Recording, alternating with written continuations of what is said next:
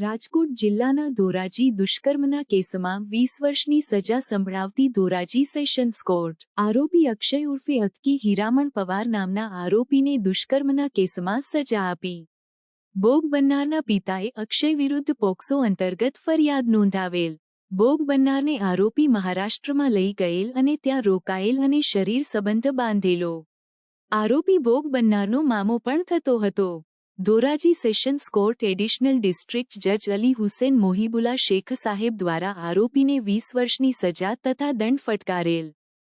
નમસ્તે, હું Kartikeya Manojbhai Parekh, additional public prosecutor, sessions court Dhoraji. આજરોજ ધોરાજીના મહેરબાન એડિશનલ ડિસ્ટ્રિક્ટ એન્ડ સેશન્સ જજ શ્રી અલી હુસેન મોહિબુલ્લા શેખ સાહેબે આરોપી અક્ષય ઉર્ફે અક્કી હીરામન પવાર રહેવાસી ઔરંગાબાદવાળાને દુષ્કર્મના કેસમાં 20 વર્ષની સજા અને દંડ ફટકારેલ છે. બનાવની વિગત એવી છે કે ભોગ બનનારના પિતાએ ધોરાજી તાલુકાના ગામમાં ક્યાંય મજૂરીએ આવેલા હતા અને તેમણે ફરિયાદ આપેલી હતી કે તેની ભોગ બનનાર દીકરીને આરોપી અક્ષય, આમ જોઈએ તો ભોગ બનનારના મામા પણ થતા હતા, ભગાડીને લઈ ગયા છે. તત્કાલીન પીએસઆઈ કે.એમ. ચાવડાએ ગુનો નોંધી અને પ્રાથમિક તપાસ કરેલી હતી. ત્યારબાદ ધોરાજી સીપીઆઈ શ્રી એ.એમ. હેરમાએ આ ગુનાની તપાસ કરી અને ચાર્જશીટ કરેલું હતું.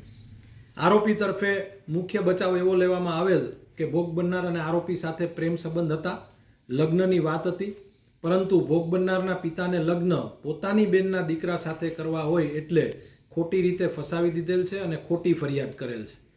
આ તમામ સંજોગોને ધ્યાને લીધા બાદ ભોગ બનનારની જુબાની પણ થયેલી અને આરોપી તથા ભોગ બનનાર પક્ષ હાઈકોર્ટમાં ફરિયાદ રદ કરાવવા માટે પણ ગયેલા હતા, પરંતુ હાઈકોર્ટમાંથી મુદત હરોળ હુકમ મળેલ નહીં.